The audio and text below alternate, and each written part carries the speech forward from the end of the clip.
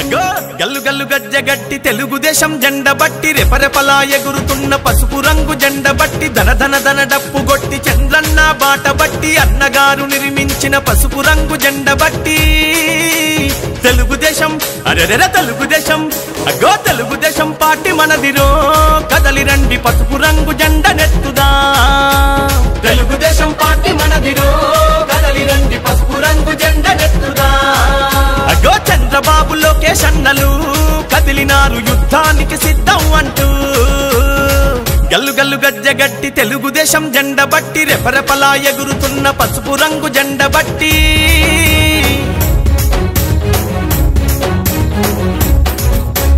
నందమూరి ఆశయాల వారసులై వెలిగినారు పలనాటి పౌరుషాల ప్రతీకలై కదిలినారు పలనాటి పౌరుషాల ప్రతీకలై కదిలినారు అధికారం ఉన్నదని అహంకారం చూపిస్తే వాడెవ్వడు వీడెవ్వడు పసుపు జెండ కట్టెవ్వడు వాడెవ్వడు వీడెవ్వడు పసుపు జెండ కట్టెవ్వడు నవ్యాంధ్ర రక్షణ కొరకు ప్రతి కార్యకర్త కదం తొక్కి కదిలినారురా నవ్యాంధ్ర రక్షణ కొరకు ప్రతి కార్యకర్త కదం తొక్కి కదిలినారురా ఆ కార్యకర్త వెన్ను దన్నుగా మన లోకేష్ అన్న రంగానికి సిద్ధమయ్యనా ఆ కార్యకర్త వెన్ను దన్నుగా మన లోకేష్ అన్న రంగానికి సిద్ధమయ్యనా గల్లు గల్లు గజ్జగట్టి తెలుగుదేశం జెండ బట్టి రెపరెపలా ఎగురుతున్న పసుపు రంగు జెండ బట్టి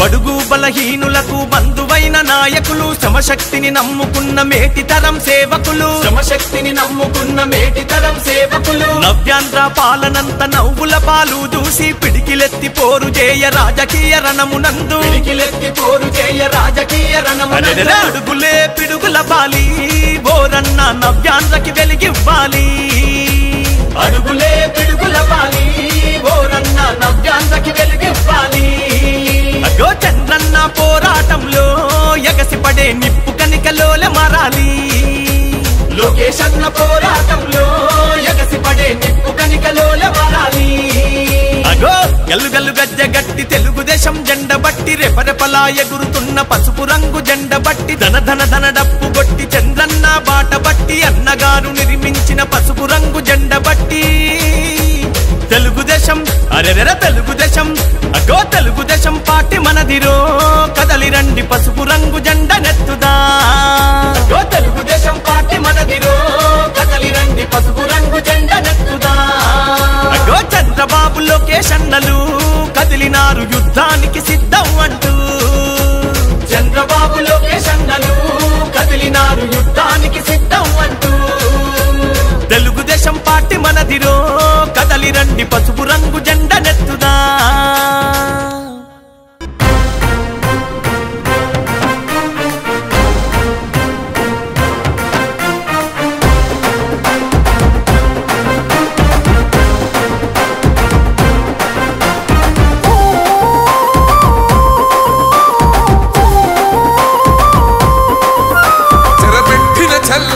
నిలబడ్డడురా భయపెట్టిన చల్ బ్రతికున్నడురా ఆడబిడ్డలని నిందించినరు కార్యకర్తలని వేధించినరు ఓర్చుకొని ఓర్చుకొని కట్టలని తెంచుకొని చూసుకొని దూసుకొని గర్జించి దూకినడు చల్ ఓహో చూలు విప్పి దూకినది ఎల్లో సింహము దడుసుకొని ఉరుకుతది రౌడీ సంఘము జై జై చంద్రన్న జై జై జై నిన్న పేదవడన్న ముందడుగై ఓరమి సమ్మెలి పెట్టినది తెలుగుదేశము తల రాత మార్చుకుంటది ఆంధ్ర రాష్ట్రము జై జై చంద్రన్న జై జై జై నిన్న పేదవడన్న ముందడుగై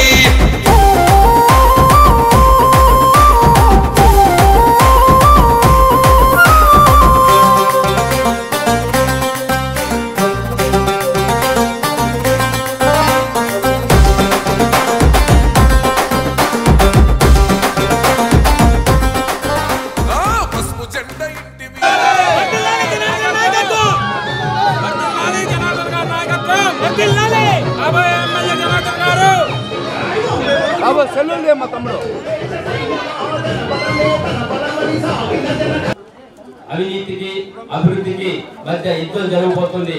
ఆ యుద్ధంలో మనమంతా అభివృద్ధి వైపు నిలబడి జనార్దన్ గారికి సైకిల్ గుర్తుకు ఓటేసి గెలిపించవలసిందిగా కోరుతూ గత 2014 నుంచి 2019 వరకు జనార్దన్ గారి నేతృత్వంలో ఈ నియోజకవర్గంలో 2500 కోట్ల రూపాయల పైగా అభివృద్ధి పనులు జరిగింది. ముఖ్యంగా ముస్లిం సామాజిక వర్గం ఏరియాలు 3వ డివిజన్ కానివ్వండి 4వ డివిజన్ కానీ పెద్ద ఎత్తున అభివృద్ధి పనులు జరిగింది. ఈ రోజు 2019 నుంచి 2024 వరకు ఉన్నటువంటి ఈ ఎమ్మెల్యే ముస్లింస్ కోసం కానీ ఈ శివారు కాలనీ కోసం కానీ ఒక్క అభివృద్ధి పథకం ప్రారంభించిన దాఖలాలు లేవు. అభివృద్ధి అంటే కేవలం జనార్దన్ గారి వల్ల సాధ్యమని మనందరికీ తెలియజేస్తూ జనార్దన్ గారిని గెలిపించి మనమంతా మంత్రిగా చేసుకున్నామని సభాపూర్వకంగా తెలియజేస్తూ ఈ కార్యక్రమానికి పెద్ద ఎత్తున తరలించిన వారందరికీ హృదయపూర్వక అభినందనలు తెలియజేస్తూ ఈరోజు ఒకసారి ఆలోచించండి. 5 సంవత్సరాలు అవకాశం వచ్చింది జనార్దన్ గారికి. ఒంగోలు నగరం రూపురేఖలను మార్చాడు. ఒంగోలులో బ్రిడ్జి ఇక్కడ మీకే కళ్ళెదుట్టుగానే పోతురాజు కాలం మీద 4 వరుసల బ్రిడ్జి కట్టేందు వల్ల ఈ ప్రాంతంలో ఎంత డెవలప్మెంట్ జరిగిందో, మీ కాలనీలో మీ డివిజన్ లో ప్రతి సిమెంట్ రోడ్డు డ్రైనేజ్ కాలంలో అన్ని కూడా జనార్దన్ గారి టైంలోనే చేయడం జరిగింది. అంతేకాదు ఒంగోలు నగరంలో పార్కులు అభివృద్ధి చేయడం కానీ పేదవాళ్ళ కోసం టిట్కో ఇళ్లు 6000 ఇళ్లు హైవే కానుకొని 6000 ఇళ్లు నిర్మాణం చేయడం జరిగింది.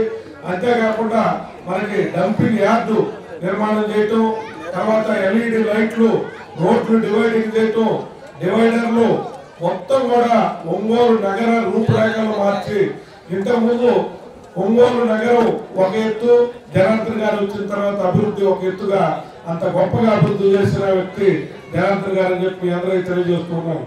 అంతేకాదు వారి కుటుంబ నేపథ్యం కూడా మీ అందరూ కూడా తెలుసుకోవాలి.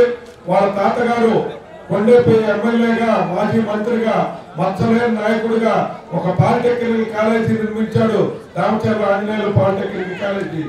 అట్లాగే వాళ్ళ నాయనమ్మ పేరుతోటి రామచంద్ర సక్కుబాయమ్మ డిగ్రీ కాలేజీ మహిళల కోసం ఏర్పాటు చేసి కొన్ని వేల మంది విద్యార్థులకి విద్యాదానం చేసిన కుటుంబం వారికి ఒక్క అవకాశం వస్తే ఇంత అభివృద్ధి చేశాడు. 5 సార్లు గెలిచిన ఎమ్మెల్యే బాలినేని శ్రీనివాసరెడ్డి గారి టైంలో మీకు ఈ 5 సంవత్సరాల్లో ఎక్కడన్నా ఒక రోడ్డు కానీ ఒక డ్రైన్ కానీ నిర్మాణం జరిగిందని చెప్పి మీ అందరూ ఆలోచించుకోవాలి. అట్లాగే ముఖ్యంగా మైనారిటీల కోసం ఈద్గా అభివృద్ధి చేయటం, అట్లాగే మన షాదీఖానా నిర్మాణం చేశారు. అట్లాగే అనేక కార్యక్రమాలు మైనారిటీ ప్రాంతాలన్నీ కూడా సిమెంట్ రోడ్లు, డ్రైన్లు నిర్మించడం జరిగింది. అట్లాగే ఎస్సీ ఏరియాలో కూడా ఒక పెద్ద ఎత్తున ఎస్సీ సప్లాలతో రోడ్ల నిర్మాణం, మైనారిటీలకు లోన్స్, విదేశీ విద్య, ఎస్సీలకి ఎస్సీ సప్లాల్లో ₹1,00,000 లోన్ ఇవ్వటమే కాకుండా విదేశీ విద్యలు అనేక రకమైన అభివృద్ధి కార్యక్రమాలు చేపట్టడం జరిగింది. నాయకుడు ఎవరైనా ఉంటే అది మన దామచర్ల జనార్దన్ గారని మీరు తెలుసుకోవాలి. మైనార్టీలకు కూడా న్యాయం చేసిన నాయకుడు ఎవరైనా ఉంటే అది మన దామచర్ల జనార్దన్ గారే. అందుకని మన మైనార్టీలు కానీ అదే విధంగా మన ముస్లిం హిందూ సోదరులు అయితేనేమి కానీ ఎవరైతేనేమి కానీ ఈసారి ఎలక్షన్ లో మేము మా జనార్దన్ గారిని 40,000కు పైగా మెజార్టీగా గెలిపించుకొని తీరాలని మీ అందరి ముందు నేను సమయంగా తెలియజేసుకుంటాను. నాకు 9 సంవత్సరాలు ఉన్నప్పుడు మాగుంట సుబ్రహ్మరెడ్డి గారు వేశారు. దాని తర్వాత బాలినేని శ్రీనివాసరెడ్డి గారు 4 సార్లు ఎమ్మెల్యేగా చేశారు, మినిస్టర్గా చేశారు. దాని తర్వాత మనకి దామచర్ల జనార్దన్ గారు ఆయన వచ్చి మనకి సిమెంట్ రోడ్ వేశారు. అంటే దాదాపు 25 సంవత్సరాల తర్వాత మాకు సిమెంట్ రోడ్ పడింది. ఇదన్నా మన కాలనీ వాళ్ళు గుర్తించాలి. వాళ్ళు వచ్చారు వీళ్ళు వచ్చారని కాదు, ఎవరు మనకి పని చేశారు అనేది మనకి కావాలి ముందుగా. అది ఒకటి గుర్తు పెట్టుకుంటే మన కాలనీకి గుర్తింపు అడుగుతున్నారు, కాలువలు అడుగుతున్నారు, బోర్డు అడుగుతున్నారు. ఇవన్నీ కావాలంటే మనకి జనార్దన్ గారిని గెలిపించుకుంటేనే ఇవన్నీ మనకి సాధ్యం అవుతుంది. అలానే మన ముస్లిమ్స్కి ఆ సమాధి దగ్గర బండి కావాలి, అది ముస్లిమ్స్ ఎంతో కష్టపడుతున్నారే అని చెప్పి ఆ బండి మనకి ఇప్పించింది ఎవరండి? అది గుర్తించరు. అది మన స్ట్రీట్ లైట్ 6 గంటలకు మొగ్రీబ్ ఇషాకి జనాజాకి మట్టి చేస్తుంటే అది సక్రంగా కనబడటం లేదని చెప్పి ఆడ లైట్ ఇప్పించింది ఎవరండి? స్ట్రీట్ లైట్ 5 లక్షల రూపాయలు పెట్టి అప్పుడప్పుడు మన జనార్దన్ గారు. ఇవన్నీ గుర్తుకు రావు. మనకి గుర్తుకు వచ్చేదల్లా ఏంది? మనకి ఎవడు డబ్బులు ఇచ్చారా అని కాదు, మనకు కావాల్సిన నాయకుడు ఎవరు? మనకి బాగా పనిచేసి మా కాలనీకి కానీ అందరికీ బాగా ఉపయోగపడే మనిషి కావాలి. ఈసారి జనార్దన్ గారు ఖచ్చితంగా అంటే నేను 40-50 ఓట్లు అని చెప్పనండి, 20 నుంచి 25,000 ఓట్ల మధ్యలో జనార్దన్ గారు గెలవకపోతే గుర్తుపెట్టుకోండి. ఇదే చెప్తున్నాను, నా ముక్కు నేలకు రాస్తానండి, గుర్తుపెట్టుకోండి. ఎందుకు చెప్తున్నానంటే నాకు అంత నమ్మకం ఉంది. నేను రాజకీయాలన్నీ పరిశీలిస్తూ ఉంటా. నేను సాఫ్ట్వేర్ జాబ్ చేస్తాను అనమాట. సాఫ్ట్వేర్ జాబ్ చేస్తూ పాలిటిక్స్ అంటే ఇప్పుడు వర్క్ ఫ్రమ్ హోమ్ చేయటం వల్ల ఇక్కడ ఒంగోలులో ఉండే జాబ్ చేస్తూ ఏదో సర్వీస్ చేయొచ్చు అనే ఉద్దేశంతో ట్రావెల్ చేస్తూ ఉన్నానండి. ఎవరితో? బాలినేని ఫ్యామిలీతో. ఇక్కడ నాకు వైసీపీ పార్టీ మీద స్పెషల్ ఇంట్రెస్ట్ అంటూ ఏం లేదు. ఫస్ట్ నుంచి కూడా మేము కాంగ్రెస్ నుంచి వైసీపీ ఎందుకంటే రాష్ట్రంలో జరిగిన పరిస్థితులన్నీ మీకు తెలుసు. రాజశేఖర రెడ్డి గారు చనిపోయిన తర్వాత పుట్టినటువంటి పార్టీ అంటే సింపతి మీద జగన్మోహన్ రెడ్డి గారిని ఇబ్బంది పెట్టారు అనే దాని మీద పుట్టిన పార్టీ. ఆ పార్టీలో మేము క్యాస్ట్గా రెడ్డి అండి. ఆటోమేటిక్గా రెడ్డిస్ అంటే అందరూ విడిపోయారు. ఎందుకంటే మీకు తెలియాలండి ఇక్కడ ఏంటంటే క్యాస్టిజం అనేది ఎలా పనిచేస్తుంది పాలిటిక్స్లో అనేది. దీనికి ఎందుకు చెప్పాను నేను రెడ్డి అనేది మీకు నెక్స్ట్ చెప్తానండి కొన్ని సంఘటనలు. ఫస్ట్ అండి మనం ఇక్కడ మాట్లాడుకుంటే బాలినేని శ్రీనివాసరెడ్డి గారు వరుసగా 5 సార్లు అంటే 4 సార్లు గెలిచారు, ఒకసారి ఓడిపోయారు. బై ఎలక్షన్తో కలుపుకుంటే జనార్దన్ గారి మీద ఓడిపోయారండి. దానికి మనకి చాలా రీజన్స్ ఉంటాయి ఆయన గెలవడానికి. ఒకప్పుడు ఆ కాలువ లేనప్పుడు ఎట్లా అయ్యేది, ఆ నీళ్ళంతా ఇళ్లలో చేరేది. జాములలో జనార్దన్ గారు ఆ కాలువ వేశారు, ఇవాళ ఇల్లు బాగుపడింది. అది ఒకటి. ఇవాళ బాలినేని వాసు నడుస్తున్నాడంటే అది కూడా దామచల్ల పుణ్యమే. ఒకప్పుడు గంటన్నర పట్టింది కొత్తపట్నం పోవాలంటే, ఇవాళ మనం 40 నిమిషాల్లో కొత్తపట్నం పోతున్నామంటే ఆ పుణ్యం కూడా ఎవరు? దామచల్ల అన్ని గారు. ఈత ముక్కల్లో రోడ్లు ఎలా ఉన్నాయి, మంచాలు వేసుకు హ్యాపీగా పొందుకోవచ్చు. అట్లా వేసాడు దామచల్ల గారు. ఇవాళ ఒంగోలు డెవలప్మెంట్ కావాలంటే దామచల్ల గారు ఉంటేనే మన అవినీతి అయింది, లేకపోతే ఒంగోలు నాశనం అయిపోయింది.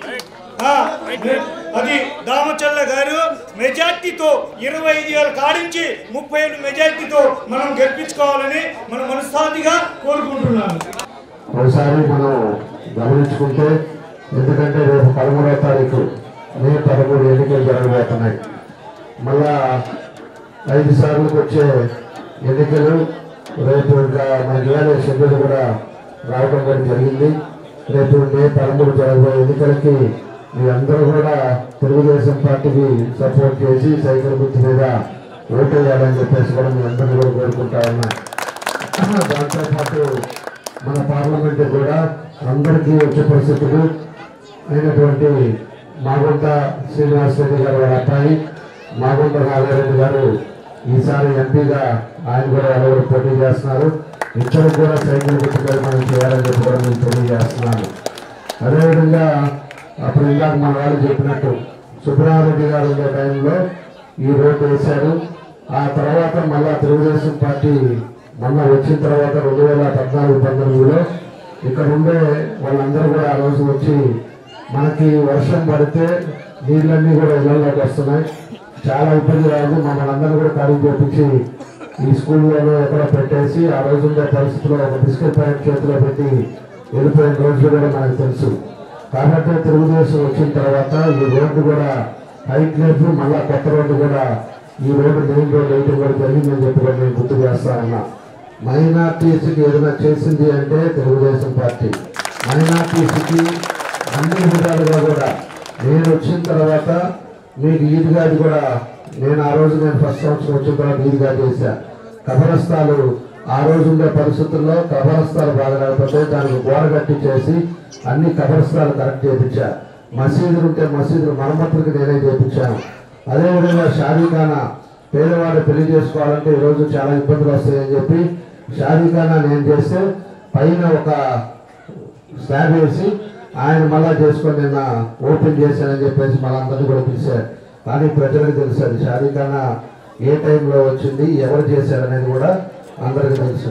ఆ రోజు చనిపోయిన వాళ్ళు ఉంటే తీసుకెళ్ళాలి అంటే అప్పుడు నా సొంత డబ్బులతోటి ఆటో కూడా మనం ఇచ్చి ఈరోజు ఎంతో మందికి ఉపయోగపడేటట్టుగా దాన్ని కూడా మైనార్టీస్కి నేను చేశానని చెప్పి కూడా నేను తెలియజేస్తున్నా. అదేవిధంగా ఎంతో మంది కొంతమంది పిల్లలు చదువుతారు విదేశాల కంటే ఆ రోజు ఉండే పరిస్థితుల్లో విదేశాలకు పోవడానికి వాళ్ళకు కూడా ప్రభుత్వం నుంచి ఆ రోజు డబ్బులు తీసుకొచ్చి వాళ్ళు పోవడానికి కూడా చేయడం కూడా జరిగింది. అదేవిధంగా మైనార్టీ లోన్స్ కూడా మన టైంలో ఎన్ని ఇచ్చామనేది కూడా మీ అందరూ కూడా ఆలోచించుకోవాలని చెప్పి నేను తెలియజేస్తున్నా. ఇట్లా జనాల్ని మభ్యపెట్టి అబద్ధాలు చెప్పి లేకపోతే మైనార్టీస్ ఇష్టం లేదు అని చెప్పేసి ఇలాంటివన్నీ కూడా బయట దొంగ పుకార్లు చేస్తుంటారు. వీళ్ళు కొంతమంది దొంగలు తయారయ్యారు. వీళ్ళంతా మొన్నటిదాకేమో ఊరు మీద పడి దోచుకున్నారు. ఇప్పుడు ఎన్నికలు వచ్చే లోపలికి దోచుకునేది కాకుండా ఎదుటి మనిషి మీద ఈ దొంగ మాటలు చెప్పడం నేర్చుకున్నారని చెప్పి కూడా మీకు ఈ సందర్భంగా తెలియజేస్తున్నా. మైనార్టీస్కి ఏమాత్రం మన మీద నమ్మకం లేకపోతే ఈ రోజు ఎప్పుడు కూడా లేని మైనార్టీస్ అంతా కూడా ఈ రోజు దగ్గర 75% వరకు మొత్తం మైనార్టీస్ ఈరోజు పార్టీలో అనేక మంది పార్టీలో చేరి ఈరోజు ఎంతో మంది కూడా తెలుగుదేశం పార్టీలోకి వచ్చారంటే అది నా మీద ఉండే నమ్మకం మీద ఈరోజు మైనార్టీస్ అంతా వచ్చారని చెప్పడం నేను తెలియజేస్తున్నాను. కాబట్టి దొంగ మాటలు ఇవన్నీ కూడా చెప్పటం, తప్పుడు మాటలు చెప్పడం మంచిది కాదని చెప్పేసి కూడా నేను తెలియజేస్తున్నా. నేను ఆ రోజు డోర్ టు డోర్ తిరిగేటప్పుడు కూడా కొంతమంది నన్ను ఇంట్లో వాళ్ళు అడిగారు, తెలుగుదేశం వస్తే వాళ్ళు వాలంటీరో ఎవరో వచ్చేసి ఇక్కడికి వచ్చి ప్రతి ఇంటికి చెప్తారంట, తెలుగుదేశం వస్తే వెనకాల పోతురాజు కాలువ పైన ఇల్లుండే అన్నీ తీసేస్తారు, తెలుగుదేశం వస్తుందంటే మీ ఇళ్ళని పడగొడతారని చెప్పి వాళ్ళంతా కూడా కావాలని చెప్పేసి ప్రచారం చేస్తున్నారు. నేను ఒకటే చెప్తున్నాను, ఒక్క ఇల్లు కాదు, ఒక బాత్రూమ్ కూడా మీది ఎక్కడ కూడా డిస్టర్బ్ కాదు. తెలుగుదేశం పార్టీ వచ్చిన తర్వాత ఆ రోజు ఉండే టైంలో 87 కోట్ల రూపాయలు పోతురాజు కాలువ శాంక్షన్ చేపిస్తే వీళ్ళు ఈ వైఎస్ఆర్ పార్టీ వచ్చిన తర్వాత పేరుకేమో ఫౌండేషన్ వేసుకొని 3 కాంట్రాక్టులు మార్చి 3 కాంట్రాక్టుల దగ్గర కమిషన్లు తీసుకొని వాళ్ళు లాస్ అవుతారని చెప్పేసి వాళ్ళు పనిచేయకుండా ఈ రోజు వర్క్ కూడా క్యాన్సిల్ అయింది. 5 సంవత్సరాలు అయింది. పోతురాజు కాలువ అలానే ఉంది. 3 సార్లు గోడ కట్టారు, ఆ 3 సార్లు పడిపోవడం జరిగింది. కాబట్టి రేపు జరిగేది, రేపు వచ్చే తెలుగుదేశం పార్టీ పోతురాజు కాలువ కూడా పూర్తి చేసేది కూడా తెలుగుదేశం పార్టీ అని చెప్పి నేను తెలియజేస్తున్నాను. భవిష్యత్తులో కూడా ఒక్క చుక్క కూడా మీ ఇంటి మీదకి రాకుండా పోతురాజు కాలువని ఆధునీకరణ చేస్తాం. ఆధునీకరణతో పాటు మీ ఇళ్ళకు కూడా ఎవరికి కూడా ఇబ్బంది రాకుండా అవసరమైతే కొంచెం తగ్గించైనా సరే దాన్ని అన్ని కూడా కంప్లీట్ చేసే పద్ధతిలో చేస్తాం. మీకు మాట ఇస్తున్నాం, తప్పకుండా కూడా పోతురాజు కాలువ ఉద్యోగులకి మీకు అందరికీ ఇబ్బంది రాకుండా చేస్తామని చెప్పి నేను తెలియజేస్తున్నాను. మన ఆరు మనిషి ఒక అమ్మ వచ్చేసి అడిగింది, ఏదంటే ఇది ఎప్పటి నుంచో కోరిక, మాకు అసలు గుర్తుండట్లేదు, మాకు ఆర్చి కావాలని చెప్పింది.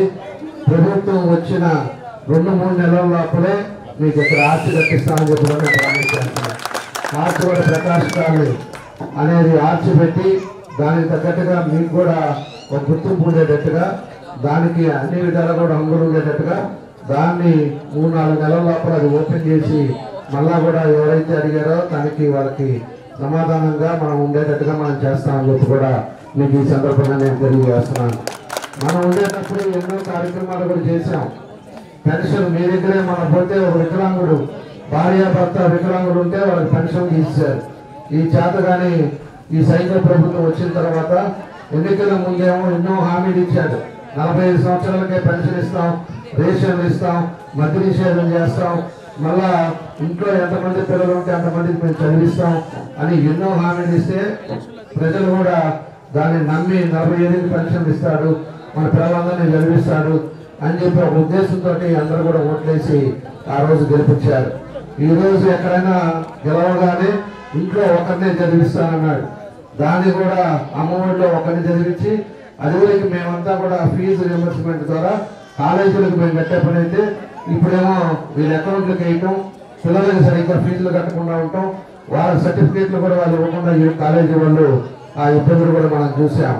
మద్య నిషేధం అని చెప్పాడు. మళ్ళా మద్య నిషేధం ఏమో దొంగమంది అమ్ముతా వ్యాపారం చేస్తా ఒక ముఖ్యమంత్రి స్థాయిలో ఆయన ఆ వ్యాపారం మొత్తం కూడా ఏదైనా దొంగమంది తాగి ఈరోజు 40,000 మంది ఈరోజు మన రాష్ట్రంలో కూడా చనిపోవడం కూడా జరిగిందని చెప్పి నేను తెలియజేస్తా ఉన్నా.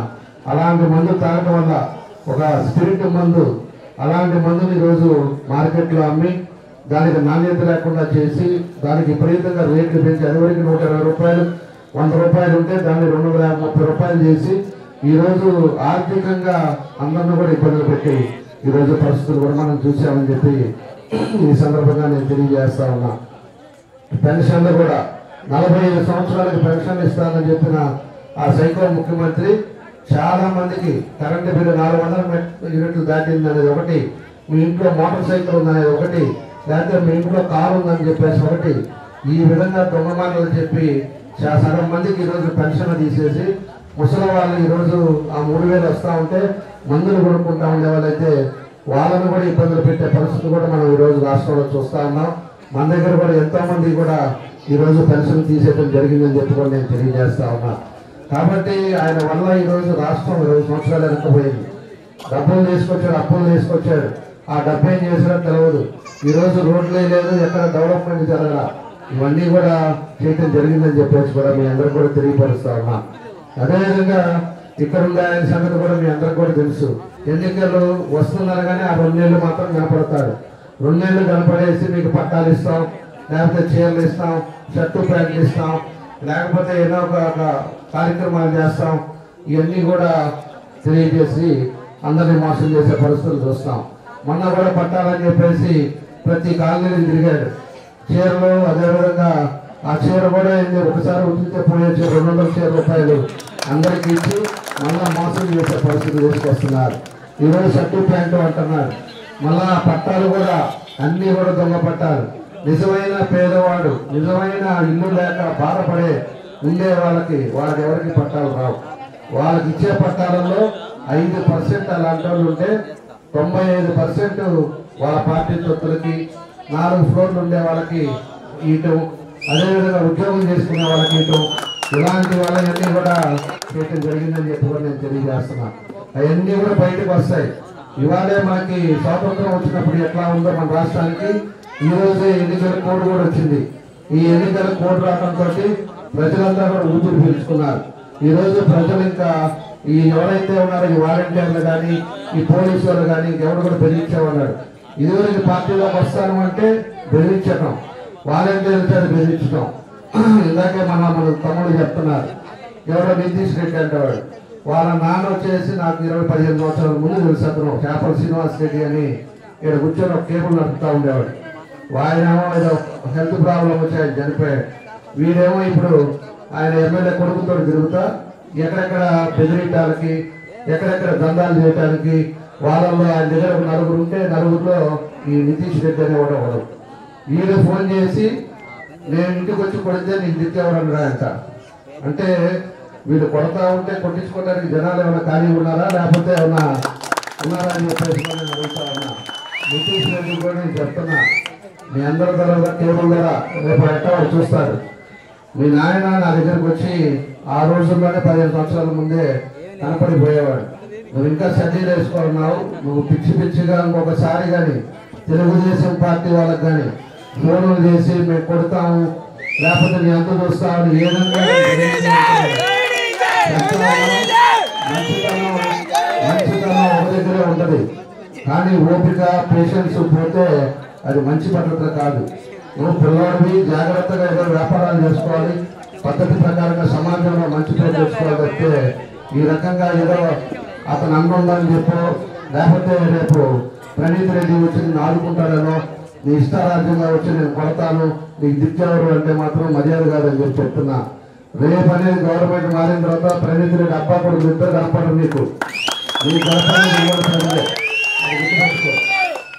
నువ్వు వెనక్కి పోలేవు.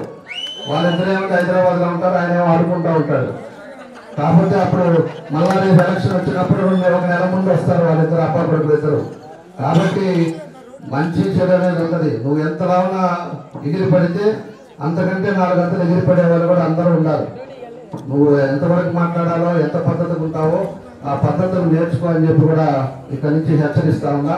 ఇంకొకసారి మా వాళ్ళకి కానీ ఫోన్లు చేసి ఎవరినన్నా కూడా బెదిరించారంటే మర్యాద కాదని చెప్పి కూడా ఈ సందర్భంగా నేను హెచ్చరిస్తా ఉన్నా. కాబట్టి ఏదైనా కూడా ఇవాళ నుంచి మీ ఇళ్ళకి కూడా ఏ వాలంటీర్ రాడు. అందరూ కూడా ప్రజలందరూ కూడా మనం అందరూ కూడా బయటకు రావాల్సిన అవసరాలు ఉన్నాయి. ఈరోజు మంచి చెడు తెలుసుకోండి. అది వరకు ఉండే పరిస్థితి 14-18లో మన ఒంగోలు ప్రశాంతంగా ఉండేది, ప్రశాంతమైన వాతావరణంలో ఉండేది, ఎక్కడా కూడా గొడవలు లేవు, ఎక్కడా కూడా ఇబ్బందులు లేకుండా ఉండేది.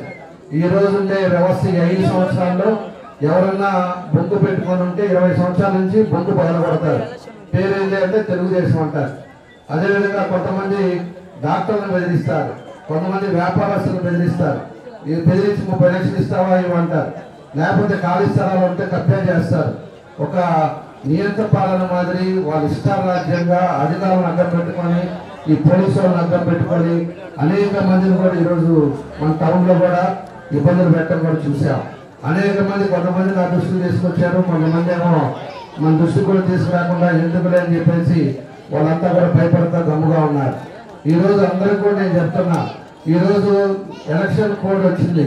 ఈరోజు ఏ అధికారి మీ జోలికి రాడు, ఏ వాలంటీర్ అయినా మీ ఇంటికి వచ్చి కానీ మీరు ఎందుకు కట్టారు, మీకు మేము అది తీసేస్తానంటే కూడా మీరు ఎవరు భయపడాల్సిన పనిలే. తీయటానికి వాడు సంబంధమే లేదు, అతనికి రైట్సే లేదు. అతను వస్తే కూడా లోపడేసి ఇంట్లో పెట్టేసి కట్టేయండి, నేను వచ్చిన తర్వాత నేను వస్తాను మళ్ళా మీ దగ్గరికి. ఎవరైనా మీకు అది తీసేస్తాను ఇది తీసేస్తాను అని మాట్లాడితే చెట్టు కట్టేయండి, నేను చూసుకుంటాను తర్వాత చేంజ్ చేయాలి. కాబట్టి ఇవాళంతా కూడా ఎలక్షన్ కోడ్లో ఎవరు కూడా ఎవరికి భయపడాల్సిన పనిలే.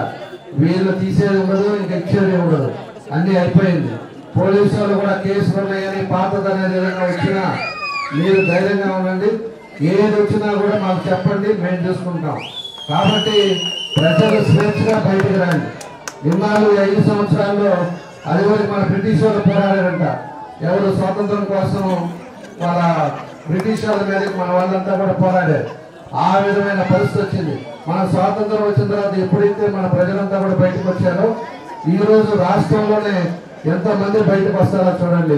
ఈ సైకో ముఖ్యమంత్రి వచ్చిన తర్వాత అందరిని అరెస్టులు చేయటం, బెదిరియటం, బ్లాక్మెయిల్ చేయటం, అందరినీ ఇబ్బందులు పెట్టి ఈ రోజు మొత్తం రాష్ట్రంలో వ్యాపారం చేసుకోవడానికి వచ్చేది చెప్తే దాన్ని ఏది కూడా ప్రజలకు ఉపయోగపడటానికి ఈ ముఖ్యమంత్రి అవ్వలేదని చెప్పి కూడా మీ అందరూ కూడా నేను తెలియజేస్తున్నాను.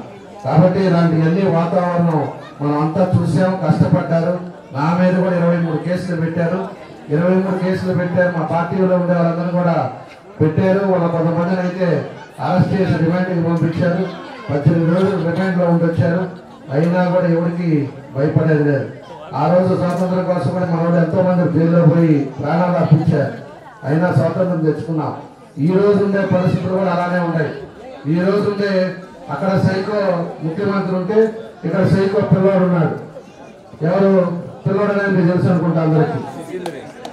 ఆ పిల్లోడికి 2 పొద్దున్న చేసి 6 గంటలకు ఇదే పని. చెంచాగాలను 4 చేసుకునేదాను. ఏదో పాత రోజుల్లో షెడ్యూల్ వేసినప్పుడు చూసాం మనం, ఏది ఇక్కడ ఏదో మరణం జరుగుతుంది కరెంటు పోతే అని చెప్పి. ఇప్పుడు చూపిస్తున్నాడు ఆయన ఏదో వచ్చి 4 వేసుకోవటం, వాళ్ళని బెదిరియటం, వీళ్ళని బెదిరియటం, వాళ్ళని కారులో ఎక్కించుకొని పోవటం, 2 గంటల సేపు వస్తావా రావా, ఇది పాత కేసు ఉంది, ఆ పాత కేసు తీపిస్తానని చెప్పి ఈ చెప్పటం. ప్రతి వాళ్ళ మీద ఏదో ఒక కేసు ఉంటుంది. నేను అదే గుర్తుపెట్టుకొని చెప్తున్నాను.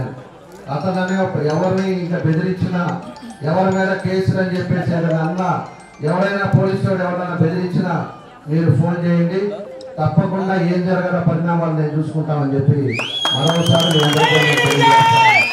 కాబట్టి మంచి చెడు మాత్రం మనందరం కూడా ఆలోచించుకోవాలి. ఇదే కానీ మనం ఇంకా కూడా నెగ్లెక్ట్ చేసి మాయ మాటలు కానీ నమ్మారంటే రేపు ఇంకా ఎంతో ఇబ్బందులు పడతాం. మనం 25% చూసాం సైకోని. ఒక సినిమా కూడా చూసాం, మహేష్ సినిమా అనుకుంటా. అతను చంపేదని నవ్వుతూ ఉంటాడు, కత్తిపెట్టి కూర్చోను నవ్వుకుంటా ఉంటాడు. అతను ఆ టైప్ అన్నమాట వీళ్ళు. ఎవరైనా కూడా మనం బాధపడతాం. ఎవరైనా ఆరోగ్యం బాగలేకపోయినా, ఎవరికైనా చిన్న దెబ్బ జరిగిందంటే మనం బాధపడతాం. ఎవరైనా ఎట్లా పోయి చూపించుకోలేదండి, నేను ఏ హాస్పిటల్కి వెళ్ళావు ఎట్లా అడుగుతాం. అతను ఏంటంటే కారు పోసేసేదని కారు ముక్క చూసి నవ్వుకుంటూ ఉంటారు. అట్లాంటి వాళ్ళు అలాంటి వాళ్ళు ఈయన కూడా చూసాం. అలాంటి వాతావరణం కూడా గుర్తుపెట్టుకోండి.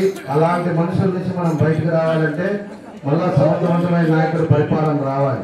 మళ్ళీ అందరికీ పెన్షన్ రావాలంటే కూడా మీకు కరెంట్ మీటర్లు ఉన్నాయి, కార్లు ఉన్నాయి అనేది కాదు, అందరికీ పెన్షన్లు, అందరికీ ఇల్లు. ఎవరికైతే ఆ రోజు స్థలాలు ఉన్నాయో ఎంతో మందికి ఇల్లు పెట్టుకోవడానికి ఇచ్చాం. ఎంతో మంది పేదవాడు ఆ రోజు జబ్బుండి హాస్పిటల్కి పోతే వాళ్ళకి 2 లక్షల బిల్లు అయితే నా దగ్గరికి తీసుకొస్తే మళ్ళా సీఎంఆర్ఎఫ్ నుంచి మళ్ళా ₹1,00,000 వాళ్ళకి వెనక తీసుకొచ్చి ఇచ్చాం. అదేవిధంగా ఆరోగ్యశ్రీలో ఆ రోజు ఎంతో మందిని చేశాం.